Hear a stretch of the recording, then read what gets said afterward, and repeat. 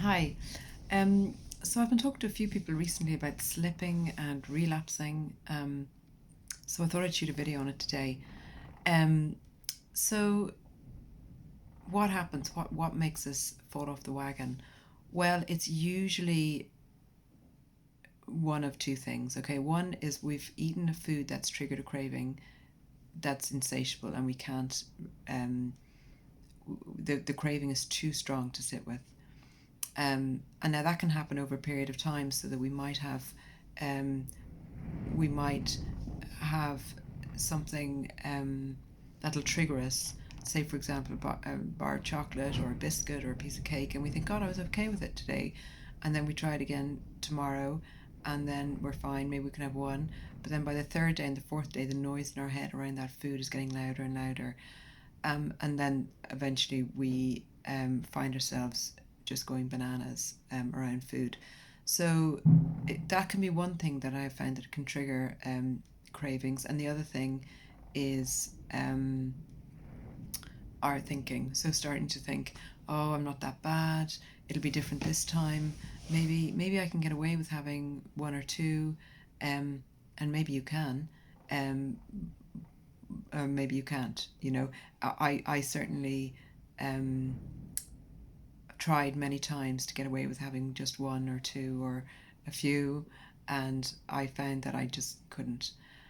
So, what to do about it? So, the first thing is um, I had to become conscious, okay, around my food choices. I had to become conscious of what was triggering cravings for more food.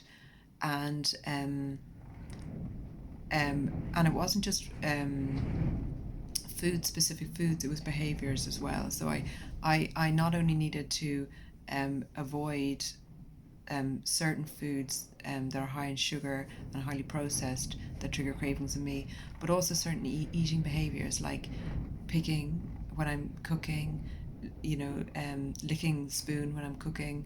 Um, I could have eaten nearly a whole other meal while I'm preparing my dinner if I didn't have some boundaries around um, um, picking and tasting while I'm cooking, or if the kids don't eat all their dinner, the temptation, giving into the temptation to finish their dinner for them, all those things can.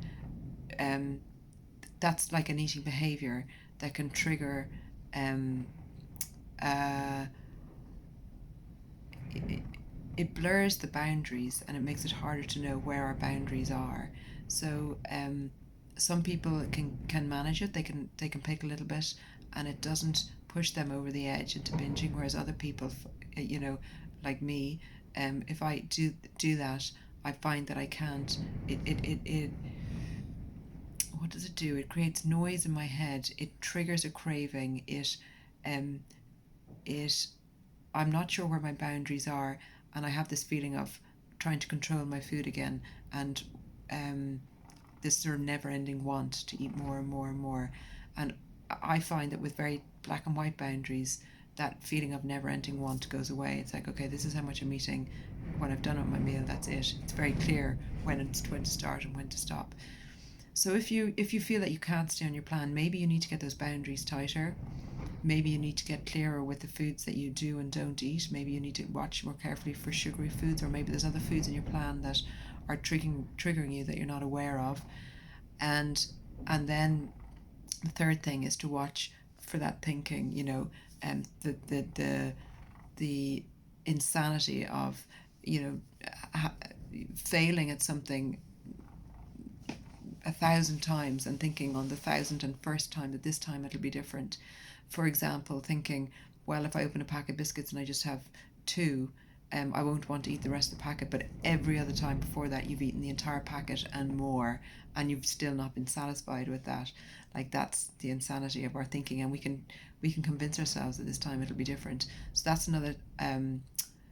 another thought process that will precede a slip or a relapse.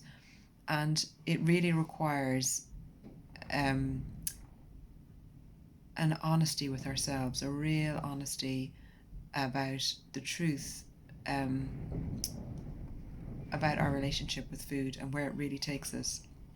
Not where we want how we want our relationship with food to be, but how it actually is, and what we can and cannot do.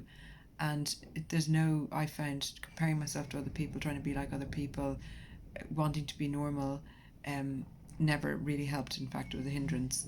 It was when I just accepted the truth about me that that's when I surrendered to who I was, and that's where the freedom comes. We think that we know freedom in being who we are, but actually, it's the only thing we can be. It's the only thing we can be. So anyway, there's loads more I could say on slipping and relapsing. Um, the one really important thing to do, to remind yourself though about slipping and relapsing, or whatever you want to call it, eating off your plan, is not to get into this sort of a shame, self-hatred, uh, you know, the isolation. If you can at all, say it to somebody, be honest, try and be compassionate, as compassionate as you can be with yourself. Go, okay, I have more to learn, I have more to surrender, I have more to let go. Because self-hatred and shame never got me anywhere. Anyway, that's my tuppence worth, my 6 minutes worth on slipping and relapse. Talk to you next week. Bye now.